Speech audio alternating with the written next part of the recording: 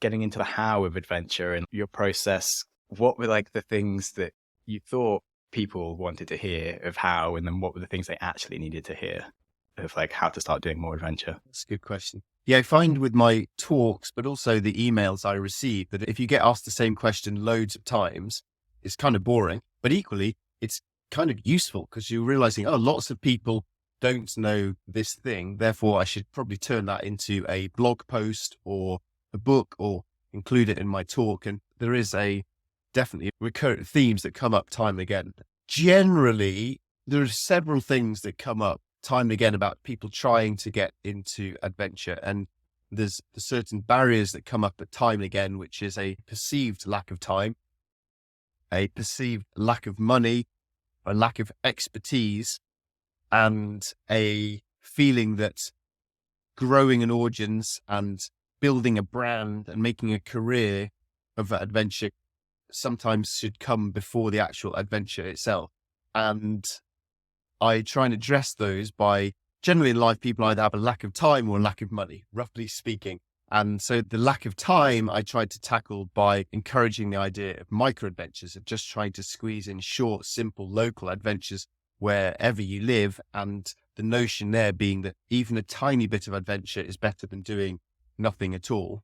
The lack of money I tried to address in the book Brand Adventures, which is based on the idea of, if you want to go and have an adventure, save up £20 a week or whatever you can afford. But let's say if you can put aside £20 a week for a year into a separate bank account, by the end of the year, you've got £1,000 and you've got a whole year to prepare, to research, to come up with ideas, to tell your boss, blah, blah, blah. And then by the end of the year, you've got £1,000, and £1,000 is easily enough money to go have a really big adventure. The perceived lack of expertise, or that adventure's only for a certain type of person who's got a certain type of skills, expertise, I think is an unfortunate mental block. But generally on people's first adventure, no one has a clue what they're doing. So one of the hardest parts of adventure is daring yourself to get out into the world and face situations which you are not yet prepared for. And the only way you can get prepared for them is by going through them, overcoming them, surprising yourself, boosting your self-confidence, and then things become easier and easier. And the final of those four that I mentioned, for people who would think of adventure as a means into a job or a career or a brand or fame or whatever, than that is, I think the key there is to forget all about that and to just go do something that feels really big, exciting and meaningful to you. And then perhaps after that, the stories might come if you choose to do so, but focus on the adventure first rather than everything else. Yeah. A good piece of advice from someone that got paid a lot to do speeches, being like, best thing for learning how to talk well is to have something to say. And doing stuff is the first part of that, for sure. Kind of feel like we could go into each of those four in more depth, in that if those are the areas where you get like a lot of questions. What are the three biggest questions when it comes to time, would you say, that people have? Because I feel like time is a very confusing one, as we just constantly more and more filled with things that we need to do urgently, and we have less and less of it.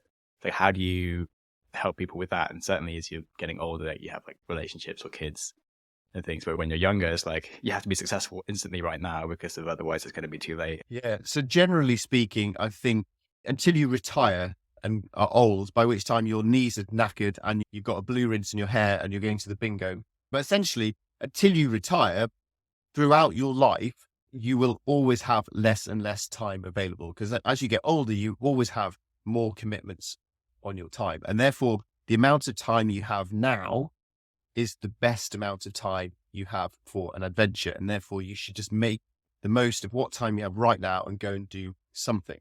And the way to try and do that is to try and schedule in time in your calendar, because small little things that just come into your calendar can really break up chunks of time. So if you're serious about having an adventure, you need to find a blank chunk in your calendar, block it off and defend it with your life.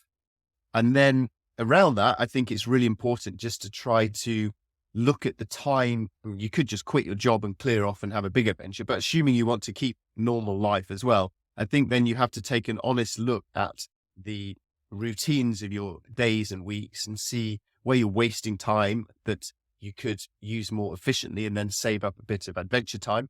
And then finally, beyond that, is to just look at the tiny little margins of time, the little bits of confetti of time that are dotted around your days and weeks, and use that to get out and have a little bit of adventure.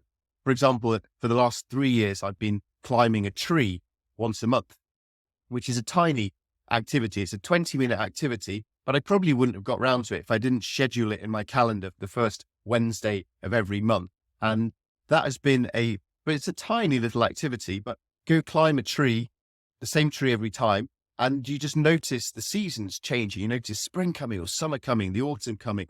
You have a little time to reflect on what you've achieved in the last month, a bit of time to imagine what you might try get on with in the next month till you return from the tree.